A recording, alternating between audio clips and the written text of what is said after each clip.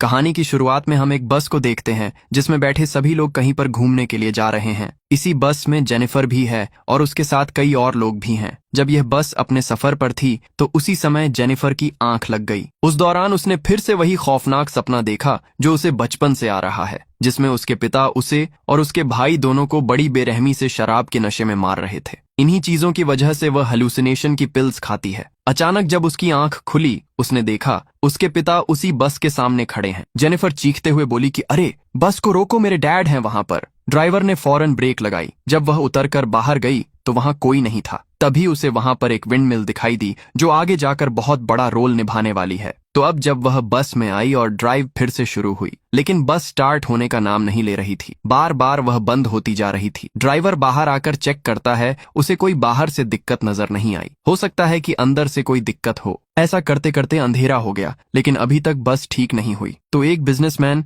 जो अपने बेटे के साथ इस ट्रिप पर आया है, वो नीचे उतरा और पूछा कि क्या हुआ, कब तक ये ठीक हो जाएगी। ड्राइवर बोला, ये बताने में मुश्किल है, हमें शायद कुछ देर यहीं इंतजार करना होगा जब तक कोई दूसरी कार नहीं आ जाती। पर उस आदमी को जल्दी से सिटी जाना था क्योंकि उसकी मीटिंग है, इसीलिए उसने कहा कि हमें जाकर मदद लानी चाहिए। ऐसे इंतजार करने से कुछ नहीं होगा। ड्राइवर का कहना था कि यहाँ से मदद तकरीबन 2 घंटे की दूरी पर है, यानी 2 घंटे जाने में और 2 घंटे आने में, वो भी पैदल। अगर तुम्हें जाना है तो तुम जा सकते हो। बिजनेसमैन चुपचाप बस में जाकर बैठ गया। थोड़ी देर बीतने के बाद जेनिफर तय करती है कि वह खुद जाकर मदद लाएगी क्योंकि यह बस भी उसी की वजह से बंद हुई थी। उसने बाकियों को बताया कि पास में ही एक विंडमिल है, हो सकता है वहां पर कोई उसे जाता हुआ दिख जाए। एक आर्मी सोल्जर भी उसके साथ चलने को मान गया। दोनों जंगल से होते हुए विंडमिल की तरफ जाने लगे। उनके जाने के बाद एक डॉक्टर ड्राइवर के पास मैप दिखाते हुए पूछता है, क्या तुम बता सकते हो कि हम कहां पर हैं? उसने एक जगह पर उंगली रखी, पर डॉक्टर का कहना है वहां पर कोई विंडमिल है ही नहीं। तो वह लड़की किस चीज के बारे में बात कर रही थी?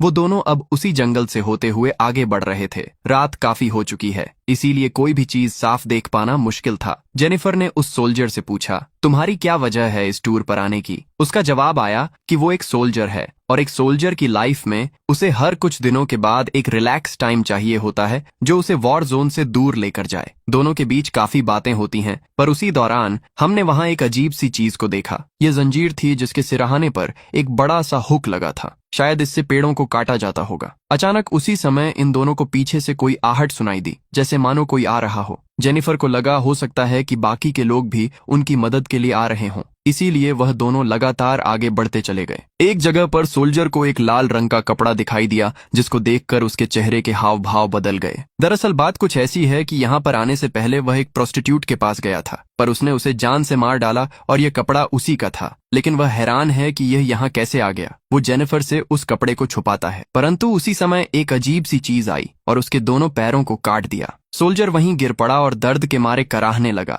दूर खड़ी जेनिफर इस चीज को देखकर सहम गई। दूसरे ही पल वहां हमने एक आदमी को देखा जो एकदम लंबा चौड़ा है और उसके हाथों में एक धारदार हथियार है। तो उस आदमी ने उस सोल्जर के मुंह पर पैर रखा और पूरी तरह से उसका कीमा बना दिया। इस बीच जेनिफर को तेजी से भागते हुए आते देख लोगों ने फौरन बस का गेट खोला। वो जब अंदर आई, उसने सभी को बताया कि वहां कोई है जिसने उसे मार दिया और अब वह यहीं आ रहा है। वहां बैठा डॉक्टर सभी को बताता है कि यह लड़की हेलुसिनेशन की पिल्स लेती है। दरअसल उसने उसकी दवाइयां देख ली थीं और तब से वह उसे बहुत अजीब लगती है। सभी को यह पता चलने के बाद वह उसे शांत होने को कहते हैं और वहीं बैठा देते हैं। अब वो बिजनेसमैन तो उसे ही दोष देता है क्योंकि बस एकदम स्मूथ चल रही थी, लेकिन उस अचानक ब्रेक लगने की वजह से वह बंद पड़ गई, जो सिर्फ और सिर्फ उसकी वजह से हुआ है। इस बीच जेनिफर ने फिर कहा, देखो वह हमें ही देख रहा है, लेकिन जब बाकी लोग वहां देखते हैं तो वहां कोई नहीं था। अचानक से विंडो पर एक कौवा आकर लड़ा और पूरी विंडो खून से भर गई। सब डर के मारे एक साइड हो गए। इससे हुआ यह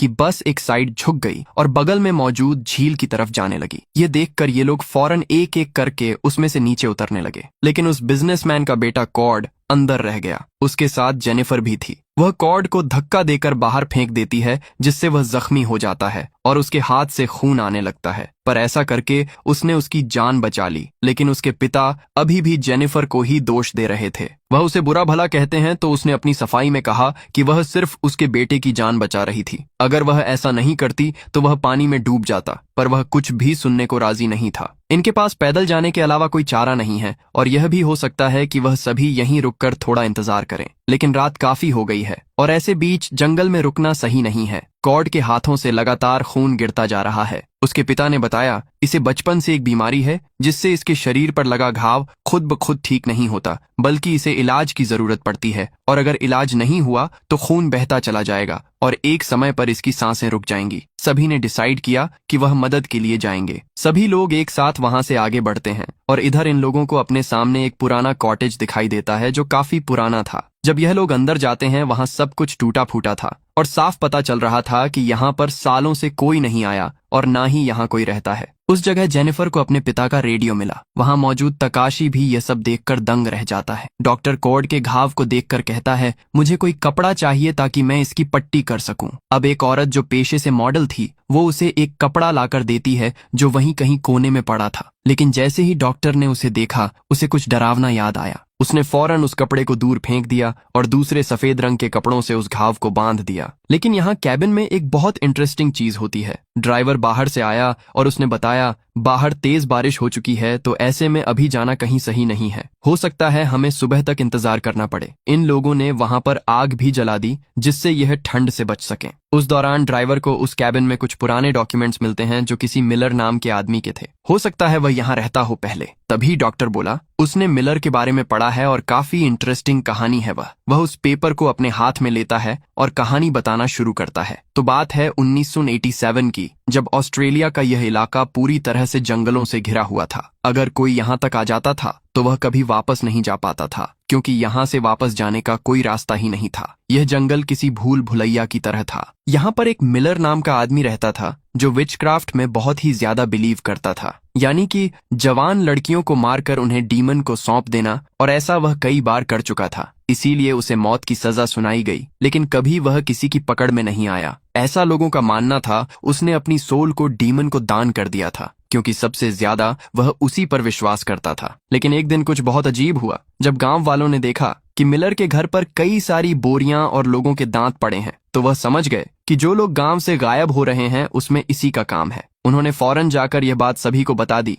और जितने भी लोग थे उन्होंने एक प्लान बनाकर उसे पकड़ लिया। फिर उसे एक विंडमिल में कैद करके उस पूरी विंडमिल में आग लगा दी जिसमें वह जल कर मारा गया। सभी ने जब इस कहानी को सुना तो उनके रोंगटे खड़े हो गए। लेकिन बिजनेसमैन को अभी भी जेनिफर पर गुस्सा आ रहा था क्योंकि वह अपनी उस मीटिंग को अटेंड नहीं कर पाया। जेनिफर बार बार उसके तानों को सुनकर वहां से उठकर चली जाती है, तो डॉक्टर उसके पीछे पीछे गया उसे समझाने के लिए। वहां उसे देख जेनिफर बोली कि वह यहाँ किस लिए आया है। उसी ने तो सबके सामने उसे पागल घोषित किया था। क्या उसे पता है कि मेरे साथ पास्ट में क्या हुआ? मुझे कोई शौक नहीं है इन चीजों का, और हाँ, जो चीज मैंने शुरुआत में देखी वह सब कुछ सच थी। जब जेनिफर उसे यह सब कुछ बोल रही थी उसी समय उसे जंगल में कुछ दिखाई दिया। वो उसके पीछे पीछे जाने लगा। जब वह उसके करीब पहुंचा तो देखा वहां एक स्ट्रेचर रखा है जैसे किसी हॉस्पिटल का ऑपरेशन थिएटर हो। डॉक्टर दंग रह गया क्योंकि यह चीज तो उसकी लाइफ में पहले भी हो चुकी है। वो उसके पास गया। अचानक से उस स्ट्रेचर पर लेटी औरत उठ गई। यह कोई और नहीं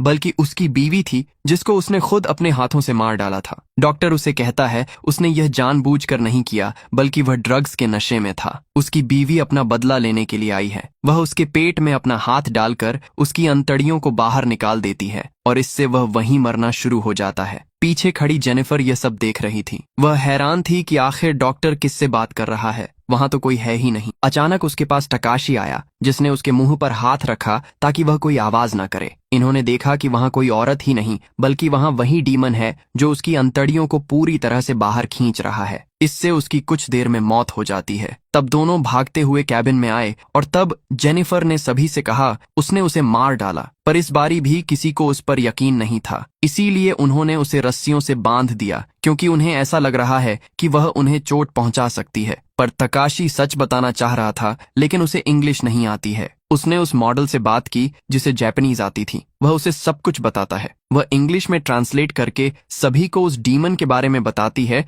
जो एक डेविल है और वह यहाँ पर गुनहगारों को सजा दिलवाने के लिए आया है। उसने मुझे भी पकड़ा है, लेकिन मुझे जल्दी ही अपनी गलती का पछतावा हो गया, इसीलिए उसने मुझे थोड़ा समय दिया है खुद की गलती को सुधारने के लिए। इसके बाद उस ड्राइवर ने बताया कि डॉक्टर ने पूरी कहानी नहीं सुनाई जो उस डॉक्यूमेंट में लिखी है। दरअसल जब मिलर को जलाया गया था तो डीमन बहुत ही ज्यादा खुश हुआ, जिसके चलते उसने उसे नर्क का गार्ड बना दिया और उसे काम दिया कि वह गुनहगारों को तड़पाकर उन्हें मार दे। और यहाँ यह भी हो सकता है कि वह डीमन कोई और नहीं बल्कि मिलर ही हो, क्योंकि उसका शरीर भी पूरी तरह से जला हुआ था। दूसरी तरफ हमने देखा कि वह डीमन डॉक्टर की लाश को लेकर उस विंडमिल में टांग देता है, जिससे वह वापस से चलना शुरू हो जाती है, यानी कि उसे चलने के लिए किसी न किसी की कुर्बानी देनी पड़ेगी। जब जेनिफर ने आंख खोली, उसने देखा कि कैबिन के बाहर कहीं से रोशनी आ रही है। वो उसके पास जाने लगी, देखा कि वहां पर तो उसके पिता का घर है, वो अंदर सो रहे हैं और उसका भाई भी वहीं है। वो अपने भाई को लेकर बाहर आई और फिर उसने वो किया जिससे हमें पता चल जाता है कि आखिर वह यहाँ पर क्यों आई है। उसने उस ट्रक को बाहर से लॉक कर दिया और फिर आग लगा दी, जिसमें उसके पिता जलने लगे।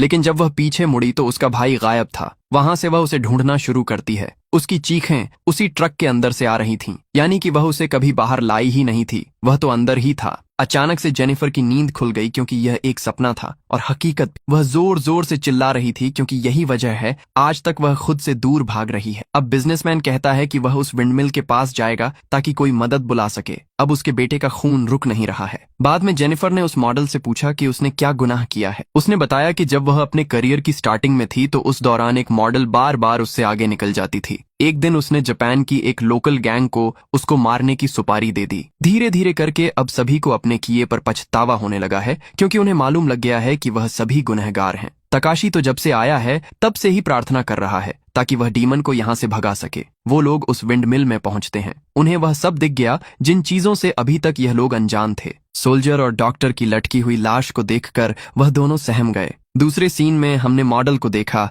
जो बाहर लकड़ियां लेने के लिए आई है। उसे जमीन के नीचे लाल रंग का गड्ढा नजर आया जिसमें से आग निकल रही थी। वो उसके पास गई, उसमें उसी का चेहरा नजर आ रहा है, वही चेहरा जिस पर उसे हमेशा से नाज था। लेकिन आज वह खुद उसी चेहरे को अपने हाथों से काट रही है, पर वह खुद नहीं कर रही है बल्कि उस गड्ढे में से निकला हुआ हाथ करवा रहा है, जो बाद में उसे अंदर ही अपने साथ खींच ले जाता है। बाद में जब यह लोग उस विंडमिल के बाहर कैबिन में आते हैं तो सभी को बताते हैं कि जेनिफर जो कह रही थी वह बिल्कुल सच था। कॉर्ड ने अपने पिता से पूछा कि आखिर वह यहाँ क्या कर रहा है, उन्होंने क्या गुनाह किया है। तब उसके पिता उसके सामने पहली बार बताते हैं कि उन्होंने उसकी माँ को अपने हाथों से जान से मार डाला। यही वजह थी कि वह कोर्ट में उसके खिलाफ केस करने वाली थी, क्योंकि वह चाहती थी कि तुम उसके साथ रहो, लेकिन मैं ऐसा कभी होने नहीं देता। यह सुनकर कॉर्ड रोते हुए बाहर चला गया। उसके पिता भी उसके पीछे पीछे बाहर गए, लेकिन वह उसे कहीं दिखाई नहीं दे रहा है। लेकिन जेनिफर को वह दिख जाता है तो उसके पास जाकर वह बैठ गई। इधर बिजनेसमैन को बार बार अपनी बेटी की आवाज सुनाई दे रही है, पर वह उसे कहीं दिखाई नहीं दे रही है। ऐसे ही उसकी तलाश में वह इतनी अंदर आ गया कि वह उसी विंडमिल के पास पहुंच गया। वहां उसे अपनी पत्नी का फोन मिला, जिस पर उसी की कॉल आ रही थी, जो देखकर उसके तो रोंगटे खड़े हो गए। जब उसने फोन उठाया तब वह अपने परिवार की फोटो को देखने लगता है, जिसमें अचानक से वह फोटो आ गई जब वह अपनी पत्नी का गला घोंटकर उसे मार रहा था। उसी समय एक रस्सी आई और उसके गले में टंग गई। उसका दूसरा सिराहाना एक व्हील से जुड़ गया, जो अब धीरे धीरे करके चलने लगता है। इतना ज्यादा प्रेशर बनने लगा कि बिजनेसमैन का दम घुटने लगता है। लेकिन तभी हमने वहां पर उसी डीमन को देखा। वो उसे बोला कि यह तुम्हारे गुनाहों की सजा है। तकाशी का कहना था कि उन्हें उस विंडमिल को ही जला देना चाहिए। ऐसा करने पर वह डीमन भी पूरी तरह से मर जाएगा, क्योंकि उसकी सोल उसी विंडमिल में कैद है। लेकिन ड्राइवर ऐसा होने नहीं देगा, क्योंकि वह भी उसी डीमन के साथ ही है। उसका काम ही यही है कि शहर के सारे गुनहगारों को इकट्ठा करके यहाँ उनकी मंजिल तक लेकर आए। वो तकाशी के पेट में चाकू घुसाकर वहीं मार डालता है। इतने में जेनिफर और कॉर्ड वहां पहुंचते हैं तो ड्राइवर ऐसा दिखाने की कोशिश करता है कि उसने तकाशी को कहीं नहीं देखा। शायद वह बाहर गया होगा, पर वहां उसे वह पेट्रोल टैंक मिल जाता है, जिसे लेकर वह बस के पास गया और उसमें से पेट्रोल निकालने लगा। उस दौरान ड्राइवर बार बार कॉर्ड को देखकर हंसता रहता है। वो उससे पूछता है कि भला वह हंस क्यों रहा है। उसने कहा कि तुमने कोई गुनाह नहीं किया है, पर फिर भी तुम यहाँ इन लोगों के साथ फंस गए। इसके बाद वो लोग पेट्रोल लेकर उस विंड मिल में गए जहाँ जेनिफर को ऊपर वाले फ्लोर से लाल रंग की तेज रोशनी नजर आती है। तो वह उस रूम की तरफ बढ़ी, लेकिन तभी वो डीमन आकर उसे पकड़ लेता है और बाहर लेकर आ जाता है, जहां उसे अपने पिता दिखाई देते हैं, जिसने उससे कहा उसने उसे मारने के चक्कर में अपने भाई को भी मार डाला। ऐसा करके उसने सही नहीं किया। जेनिफर उसे ही मारना शुरू कर देती है, लेकिन बाद में हमें पता चलता है कि वहां कोई और नहीं बल्कि कॉर्ड था, जो कि अंदर ही था। उसे एक लाइटर दिख गया और उसने उसे जला दिया, जिससे पूरी विंडमिल जलने लग जाती है। इससे वह डीमन भी अब राख बनने लगा है। लेकिन ड्राइवर अब कॉर्ड को मारना चाहता है, पर ऐसा वह करता उससे पहले ही वहां पर जेनिफर ने आकर उसे मार दिया और कॉर्ड को लेकर बाहर आ गई। पूरी विंडमिल जलकर राख होने लगती है और दोनों बच गए। जेनिफर ने देखा कि वह डीमन वहीं जलती हुई विंडमिल के पास खड़ा है, जो उसे ही देख रहा है। अगले ही पल एक हुक उसकी तरफ आ गया और उसे खींच ले गया। वो किसी भी गुनहगार को ऐसे नहीं छोड़ेगा और डीमन कभी मरते नहीं हैं। उसने कॉर्ड को कुछ नहीं किया क्योंकि उसने अभी तक कोई गुनाह नहीं किया है। दूसरे सीन में हमने देखा कि ड्राइवर ने एक नई विंडमिल बना ली है। वह अब अपनी बस लेकर वापस से सिटी में गया है ताकि वहां से कुछ और गुनहगारों को उठा सके। और इसी के साथ यह मूवी यहीं पर खत्म हो जाती है। दोस्तों, आपको ये कहानी कैसी लगी नीचे कमेंट करके जरूर बताना और इसी तरह की बेहतरीन कहानियों के लिए हमारे चैनल को सब्सक्राइब जरूर करना।